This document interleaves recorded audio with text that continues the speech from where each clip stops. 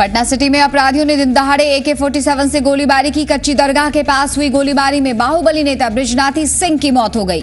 इस हमले में बृजनाथी सिंह की पत्नी और भाई जख्मी हुए हैं। हम लोग गए थे जो धनकुट्टी का क्या होता है उसी में गए थे, फिर आने तो वापस आ रहे थे तो हुआ क्या कि अचानक हम लोग जब पुल पार कर दिए, कच्ची दरगाह पुल ऊपर आ गया, ठीक है। जब से आया तो देखते हैं कि अचानक गोली चलने लगा, ठीक है। पापा पर लगातार तबातार फायरिंग देखे थे कि सेंट्रल बैंक ऑफ इंडिया की तरफ से बैंक से निकला लोग, ठीक है। वहाँ पे और कुछ नहीं है, बैंक की तरफ से निकले 4-5 लोग थे, ठीक है। सारे को मैं पहचानता हूँ, मम्मी भी पहचानती है, चाची भी पहचानती है, सब कोई पहचानता है। घटनास्थल से पुलिस को कई खोखे मिले हैं। बृजनाथी सिंह की हत्या के पीछे मुन्ना सिंह गिरोह का हाथ बताया जा रहा है। पटना में दिन दहाड़े जिस तरह से AK-47 से हत्या की गई, इससे एक बार फिर कानून के राज के दावों पर सवाल उठने लगे हैं। बृजनाथी सिंह का कई सियासी दलों से नाता रहा है। बृजनाथी सिंह LJP नेता रह चुके हैं और विधानसभा चुनाव भी लड़ चुके हैं, जबकि उनकी पत्नी पूर्व CM राबड़ी देवी के खिलाफ चुनाव लड़ चुकी हैं। पुलिस इसे पुरानी रंजिश का मामला मान रही है, जबकि स्थानीय लोग इसे राजनीतिक हत्या करार दे रहे हैं। उधर ADG सुनील कुमार ने कहा है कि बृजनाथी सिंह के खिलाफ भी कई मामले दर्ज हैं। उनकी हत्या के मामले में मुन्ना सिंह पर FIR दर्ज किया गया है और जल्द ही आरोपी को पकड़ लिया जाएगा।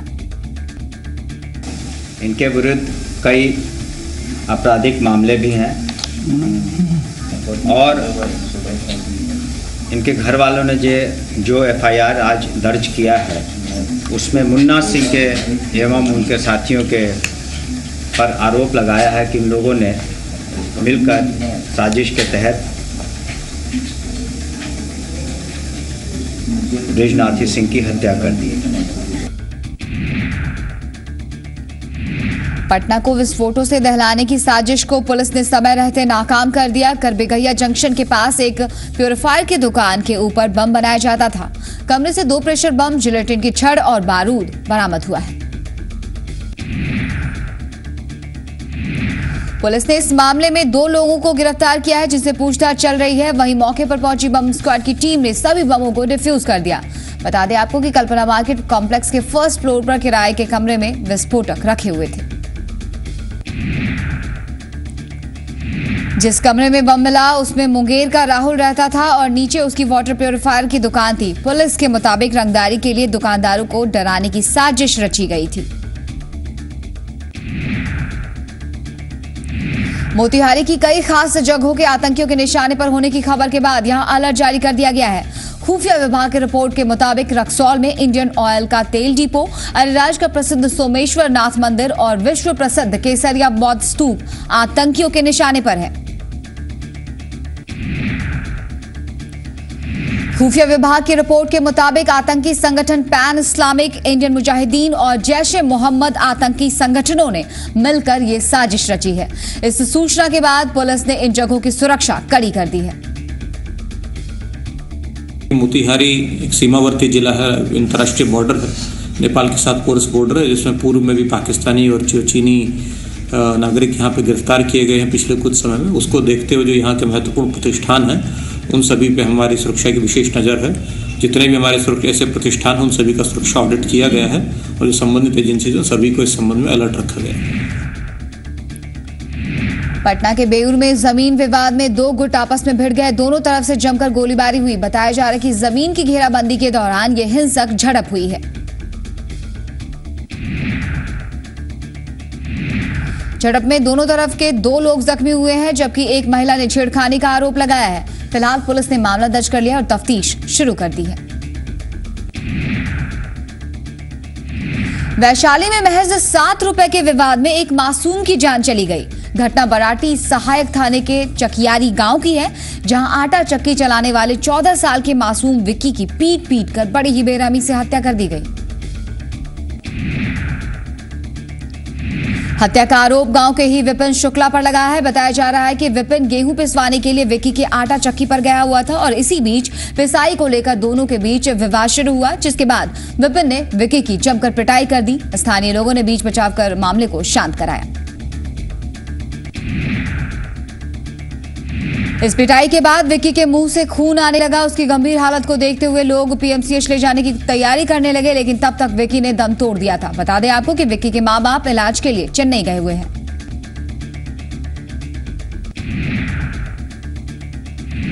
औरंगाबाद के निजी नर्सिंग होम में एक किशोर की मौत के बाद परिजनों ने जमकर हंगामा किया और तोड़फोड़ भी मचाई। सूचना मिलने के बाद पुलिस मौके पर पहुंची और मामले को काफी मशक्कत के बाद शांत कराया। परिजनों ने डॉक्टर पर इलाज में लापरवाही बरतने का इल्जाम लगाया है। मरीज आए थे यहाँ पर 17-18 बरस के थे। इलाज के दौरान उनकी मृत्यु हो गई। फिलहाल क्या कार्रवाई की जा रही है? फिलहाल इनके पोस्टमार्टम के लिए सौ जा रहा है। पोस्टमार्टम के बाद जो मृत्यु का कारण सामने आएगा, अगर लगेगा कि जो पोस्टमार्टम में ये रिपोर्ट आता है कि डॉक्टर की नेग्लिजेंसी से, गलत उपचार से अगर मरे हैं तो उन पर कानूनी कार्रवाई की जाएगी।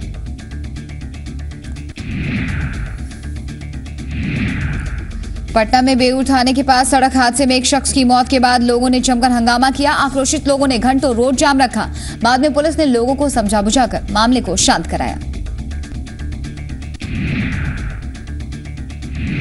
जानकारी के मुताबिक अरवल निवासी संजीत मिस्त्री बाजार से लौट रहे थे। 70 फीट रोड के पास एक बेलगाम ट्रक ने उन्हें कुचल डाला, जिससे उनकी मौके पर ही मौत हो गई। दरभंगा में ललित नारायण मिथिला यूनिवर्सिटी में सीनेट की बैठक के विरोध में कई छात्र संगठनों के कार्यकर्ताओं ने जमकर हंगामा किया। छात्रों ने विश्वविद्यालय के गेट पर कई गाड़ियों में तोड़फोड़ की और आगजनी दी। नाराज छात्रों ने मीडिया के वाहनों को भी नुकसान पहुंचाया, साथ ही कुलपति के खिलाफ नारेबाजी भी की। इस दौरान पुलिस और छात्रों के बीच नोकझोंक भी हुई। छात्रों का कहना है कि यूनिवर्सिटी में शिक्षा का माहौल खत्म हो गया है। साथ ही उन्होंने कुलपति साकेत कुशवाहा को भी हटाने की मांग की है।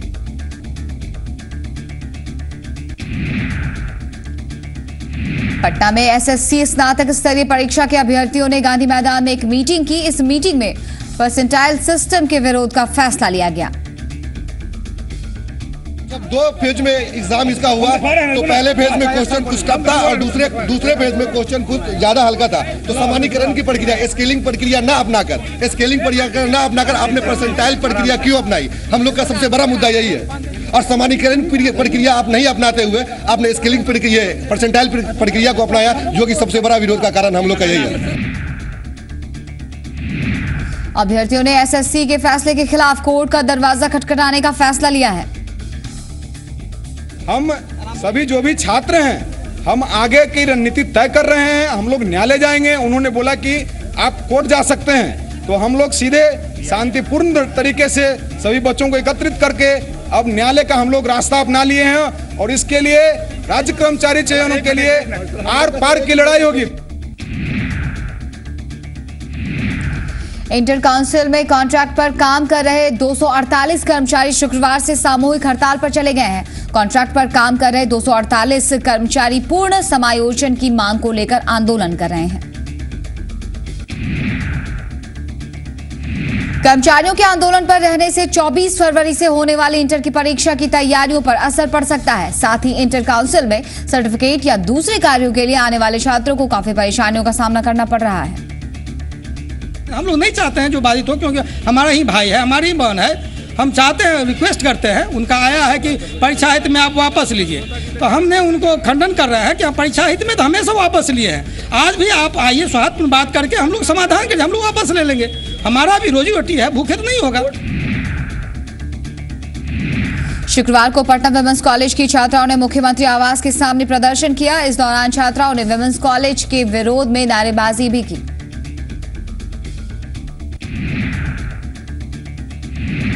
छात्राओं का कहना है कि उन्हें परीक्षा फॉर्म भरने नहीं दिया जा रहा है। वहीं कॉलेज प्रशासन का कहना है कि 75% उपस्थिति नहीं होने की वजह से छात्राओं को फॉर्म भरने नहीं दिया जा रहा है।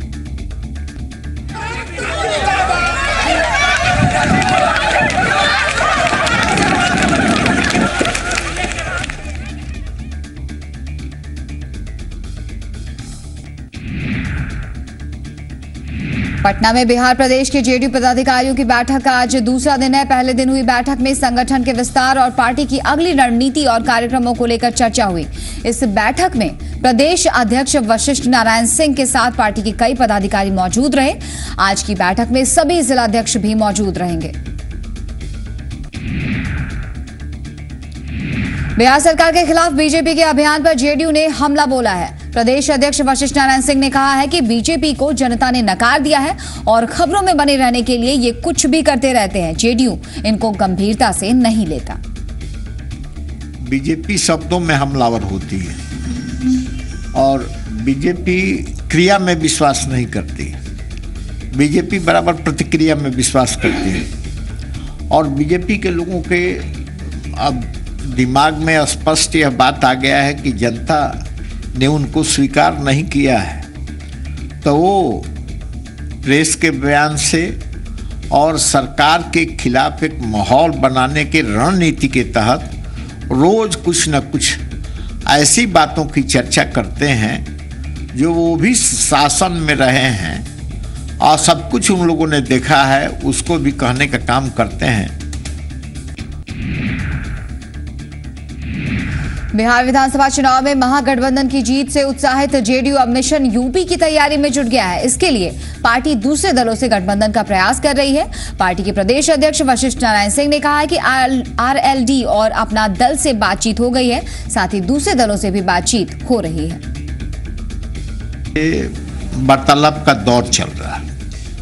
अब जब निष्कर्ष पर हम लोग पहुंच जाएंगे कि किन किन पार्टियों के साथ मिलकर के हम लोग उत्तर प्रदेश का चुनाव में शरीक होंगे, जब इसका फॉर्मल स्वरूप लोगों के सामने आ जाएगा, बातचीत हो जाएगी, उसके बाद हम लोग अगले कदम पर विचार करेंगे।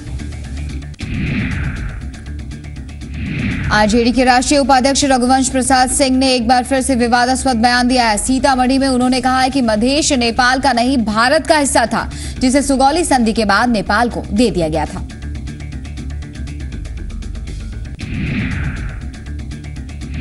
नेपाल में चल रहे मधेशी आंदोलन को लेकर रघुवंश प्रसाद सिंह ने केंद्र सरकार पर निशाना साधा। उन्होंने कहा है कि पिछले 6 महीनों से नेपाल में आंदोलन चल रहा है, लेकिन इस मामले में केंद्र सरकार उदासीन बनी हुई है। भारत सरकार गंभीर नहीं है, लापरवाही भारत सरकार का मैं देख रहा हूं, उदासीनता, बेखबरी का मैं आरोप लगा रहा हूं। उनकी कूटनीति और विदेश नीति विफल है, ऐसा मैं क्यों कहता हूं। 6 महीने आंदोलन का हो गया, इन्होंने क्या किया? जबकि जब पुराने सभी आंदोलनों में भारत की मौजूदगी में सुलह सलाह हुआ। बिहार के पूर्व मुख्यमंत्री जीतन राम मांझी ने बिहार में अपराध और भ्रष्टाचार को लेकर सरकार पर निशाना साधा। उन्होंने कहा है कि राज्य में हर दिन हत्याएं हो रही हैं और सरकार कह रही है कि वो सत्ता एंजॉय कर रही है।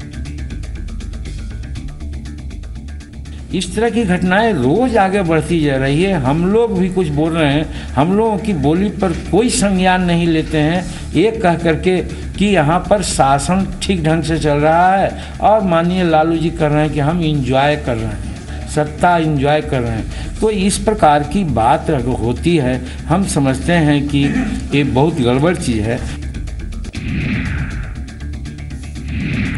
पूर्व मुख्यमंत्री जीतन राम मांझी ने सूबे में शराबबंदी को लेकर भी सरकार पर सवाल खड़ा किया। उन्होंने कहा है कि अब तो जेलों में भी शराब मिल रही है। कैदी लोग कहता है कि जेल में बिकता है वार्ड से लेकर शराब तक, माने हर वार्ड में और ये सब में शराब का सप्लाई होती है। तो हमारा कहना है क्या शराबबंदी करने की बात वो करते हैं? कहने का मतलब 1 अप्रैल के पहले जितना शराब में शराबोर हो जाए, या कहाँ है कि जेल में इस प्रकार की बात हो? ऐसा कोई नियम है कि जेल में शराब परोसा जाए? तब तो मैं नहीं कर सकता। जेडीयू सांसद गुलाम रसूल बलियाबी ने आरजेडी नेता रघुवंश प्रसाद सिंह पर हमला बोला है।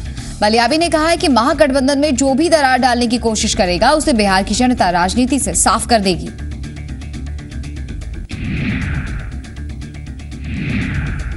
विजिलेंस ब्यूरो ने समस्तीपुर जिले के दलसिंह सराय के डीसीएलआर हरिशंकर प्रसाद कुशवाहा को 10,000 रुपए रिश्वत लेते हुए रंगे हाथ गिरफ्तार किया। रामपुर जलालपुर गांव के अमरनाथ चौधरी ने विजिलेंस से लिखित शिकायत की थी।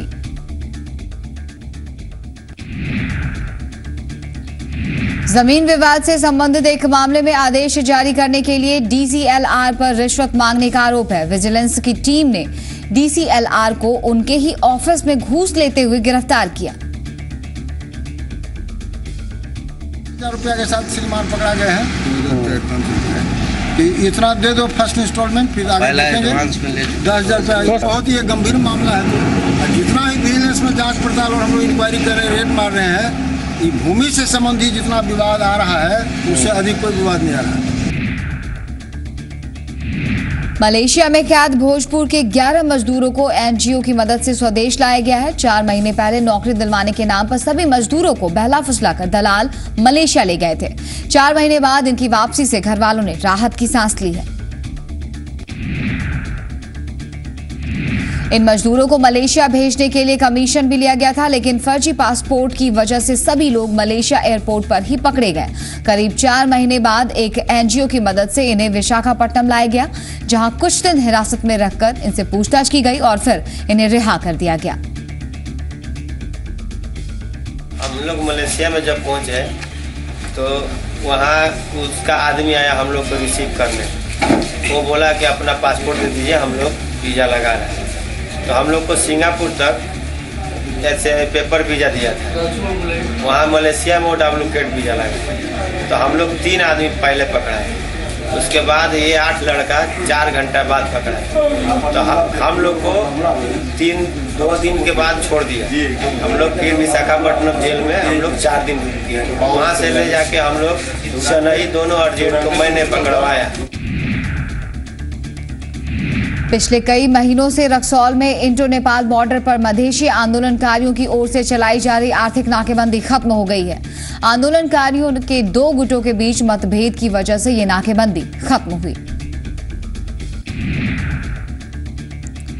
आर्थिक नाकेबंदी खत्म होने के बाद रक्सौल बीरगंज मार्ग पर वाहनों का परिचालन शुरू हो गया है। रक्सौल बॉर्डर से नेपाली पुलिस की देखरेख में नेपाल में वाहनों के जाने का सिलसिला शुरू हुआ है। हालांकि हालात अभी भी तनावपूर्ण बने हुए हैं। विश्व के 55 देशों के नेवी ऑफिसर्स शुक्रवार को गया पहुंचे और महाबोधि मंदिर का भ्रमण किया। 127 विदेशी नेवी अधिकारियों को लेकर भारतीय सेना का सबसे बड़ा विमान ग्लोब मास्टर गया इंटरनेशनल एयरपोर्ट पहुंचा। विमान उतारने के लिए आइसोलेटेड जोन बनाया गया। शिष्टमंडल में America, Australia, Sri Lanka, China, England, Germany, France, Bangladesh और कनाडा समेत 55 देशों के नौसेना अधिकारी हिस्सा ले रहे थे। विशाखापट्टनम में 8 फरवरी तक चलने वाले इंटरनेशनल फ्लीट रिव्यू 2016 में तमाम 55 देशों के सैन्य प्रतिनिधि हिस्सा ले रहे हैं और सभी ऑफिसर्स 6 टुकड़ियों में हिंदुस्तान भ्रमण पर निकले हैं। रांची के एक नामी प्राइवेट स्कूल के हॉस्टल में छात्र की मौत में पुलिस ने बड़ा खुलासा किया है। पुलिस ने आरोपी सहित 3 शिक्षकों को हिरासत में लिया है। हॉस्टल में डॉग स्क्वाड और एफएसएल की टीम ने जांच की। पुलिस ने आरोपी शिक्षक के कमरे में कई आपत्तिजनक चीजें भी बरामद की हैं। शुरुआती जांच में पुलिस ने छात्र के साथ अप्राकृतिक यौनाचार की आशंका जाहिर की है। वहीं बाल संरक्षण आयोग ने भी मामले पर संज्ञान लिया है, साथ ही इस मामले में कड़ी कार्रवाई की मांग की है। बता दें आपको कि रांची के नामी प्राइवेट स्कूल के हॉस्टल में विनय की मौत हो गई थी। गुरुवार देर रात स्कूल प्रबंधन ने परिजनों को बच्चे की तबीयत खराब होने की सूचना दी और फिर थोड़ी ही देर बाद मौत की सूचना दी। 12 साल का विनय महतो 7वीं क्लास का छात्र था। मृतक छात्र के पिता मनबहाल महतो ने मारपीट के बाद हत्या की आशंका जताते हुए बरियातू थाने में मामला दर्ज करवाया है। राहुल के सिर पर पेचकस और रॉड के निशान मिले थे और दांत भी उसके टूटे हुए मिले। ये भाड़ा के ऊपर में ये उसके रॉड क्या बोलते हैं पेचकस से गोथा गया है और ये पूरा जबड़ा टूटा हुआ है। सामने का दांत टूटी हुई है और कोई ऐसा कहीं भी कुछ टूटा हुआ नहीं है, कोई अंग नहीं है, कहीं दाग नहीं है, सिर्फ माथे सर से ऊपर है, गर्दन से ऊपर ही जो भी जख्म है और पूरा रड घुसाया हुआ है। जो भी हो पेचकस है। छात्र की हत्या जिस कमरे में हुई है उस कमरे की दीवार पर कई ऐसे पोस्टर्स मिले हैं जिसमें फेल लिखा हुआ है। पुलिस इन सभी बिंदुओं पर ध्यान में रखकर अपनी जांच को आगे बढ़ा रही है। वहीं छात्र की मौत से नाराज परिजनों ने सड़क जाम कर हंगामा किया। परिजनों ने आरोपी को फांसी की सजा की मांग की है। स्थायी नियुक्ति सहित 4 सूत्री मांगों को लेकर पिछले 20 दिनों से हड़ताल पर बैठे एनआरएचएम कर्मचारियों ने शुक्रवार को रांची में सचिवालय का घेराव किया। हजारों की तादाद में महिला कर्मियों ने हाथ में बेलन और लाठी डंडा लेकर घेराव करने पहुंची थी। धनबाद में जहरीली शराब पीने से एक शख्स की मौत का मामला सामने आया है, जबकि 2 व्यक्ति की हालत काफी नाजुक बताई जा रही है। दोनों व्यक्तियों का इलाज अस्पताल में चल रहा है। घटना हीरापुर के मछली पट्टी इलाके की है। पुलिस मामले की तफ्तीश कर रही है।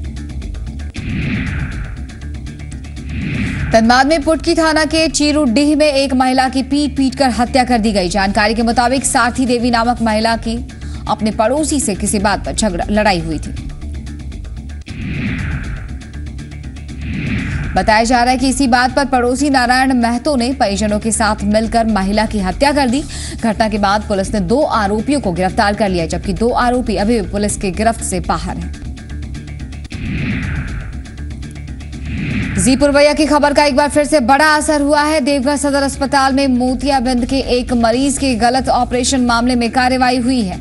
सदर अस्पताल के नेत्र रोग विशेषज्ञ विजय कुमार के खिलाफ कार्रवाई के लिए मजिस्ट्रेट ने डीसी को रिपोर्ट भेजी है। जमुई की रहने वाली महिला का ऑपरेशन के बाद आंखों की रोशनी चली गई थी। जी-पुरवैया ने इस खबर को प्रमुखता से दिखलाया, जिसके बाद जांच के लिए मजिस्ट्रेट की नियुक्ति की गई। जांच में डॉक्टर विजय कुमार की लापरवाही सामने आई, जिसके बाद मजिस्ट्रेट ने कार्रवाई के लिए डीसी को रिपोर्ट भेज दी है।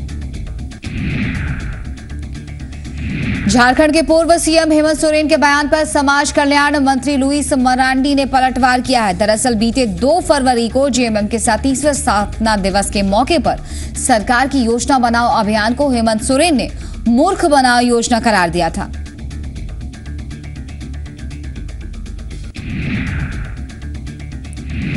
प्रधानमंत्री नरेंद्र मोदी ने अपने 3 दिवसीय दौरे की शुरुआत असम के डिब्रूगढ़ से की है। पीएम मोदी ने यहां ब्रह्मपुत्रा क्रैकर पॉलीमर लिमिटेड और नुमालीगढ़ रिफाइनरी लिमिटेड वैक्स संयंत्र राष्ट्र को समर्पित किया। प्रधानमंत्री ने कहा है कि इन 2 परियोजनाओं के उद्घाटन से राष्ट्रीय विकास यात्रा आगे बढ़ेगी और इसकी वजह से राज्य और शेष भारत के लोगों में खुशी का संचार होगा। दिल्ली में एमसीडी कर्मचारियों की हड़ताल जारी है। वेतन नहीं मिलने से नाराज कर्मचारियों ने शुक्रवार को दिल्ली सरकार के पर्यटन मंत्री कपिल मिश्रा के घर के बाहर जमकर नारेबाजी की।